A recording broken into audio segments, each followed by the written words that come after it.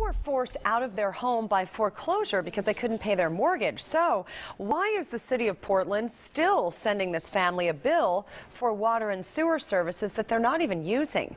Chris Woodard investigated, and he found out there are many families in the same situation, right, Chris? Yeah, we're talking about a bill for an unoccupied home in foreclosure. The owners have moved out. So I went to the city to find out why they're socking this family and many others with yet another bill they can't afford to pay. Every step of the way. Kind of hard to leave the old place. This hurts. We've been here 18 years. We went from middle class to... The hardest thing, I think, was when we went for food stamps.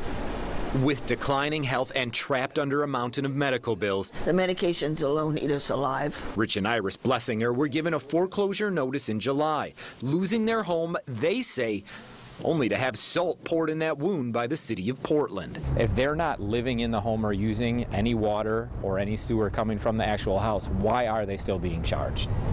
Well, the stormwater charge is based on impervious area. We do our rates once a year. You heard that right. They're not living in the home or using any water. Being billed for water and sewer service at a home they don't even live in. Still more boxes and furniture that needs to be moved. Despite moving out shortly after receiving that foreclosure notice, now more than 6 months later, they are still receiving that bill. Just one more slap in the face. After hearing from the Blessingers, we wanted an explanation. After all, they're far from the only family in this city suffering through foreclosure. We just have a responsibility for all the ratepayers in the city of Portland, and a lot of times we can't address the needs of one ratepayer, and sometimes it seems unfair. We went to the city and found out even if no water is being used, That's the most water that's been run through here in a month. a Portland homeowner is billed for stormwater charges, in this case $48.40 every 3 months. The city says it covers the cost of rainwater draining off the property. This is ridiculous. Property owners must also pay a water base charge of about $30 every quarter. The city says that money covers employee salaries, billing, and the cost of processing bills. Again, even if no water is being used. So they're going to keep sending me bills on this water I'm not using. It all adds up to about $320 a year. A lot of money for a couple obviously already having trouble paying their bills. We're not using their water. I don't want to pay them for something we're not using. Here's the problem. Despite receiving that foreclosure notice, the bank still hasn't taken possession of the home, so the Blessingers are still on the hook. We dug up the city code, and it turns out this rule can affect any family who leaves a home for any reason. It says right here, the ratepayer responsible is the party in possession or control of the property, even if they're not using any water inside the home. They were trying to do the right thing.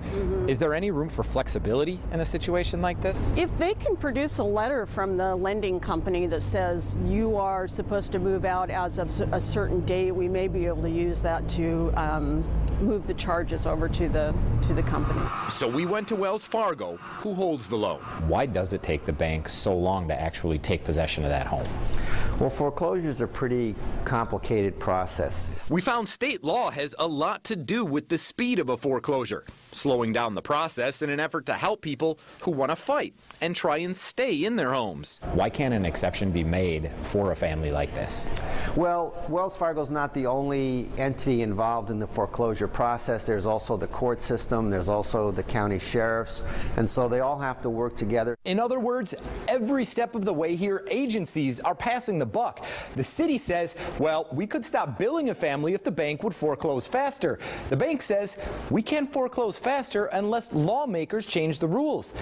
All the while, a family like the Blessingers are stuck in a system draining more money out of their pockets. A system this foreclosure assistance group says could stand to change. But definitely there should be policies in place for situations when someone's not in their home, not being able to, the reason they're out of their home is because they're not able to make that mortgage payment, that there would be some flexibility there on behalf of any third party. We're pretty much lost, trying to get by day to day. In a system, Gonna miss it. The neighborhood's really a great place to live. making a bad situation That's it for that. worse.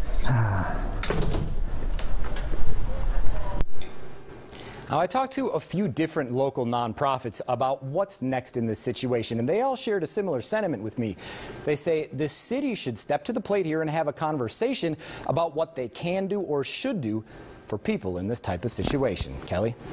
Thank you, Chris. And we are not stopping there. Chris is taking his report to the state to ask them what can be done to help homeowners from being penalized twice for having their home foreclosed upon.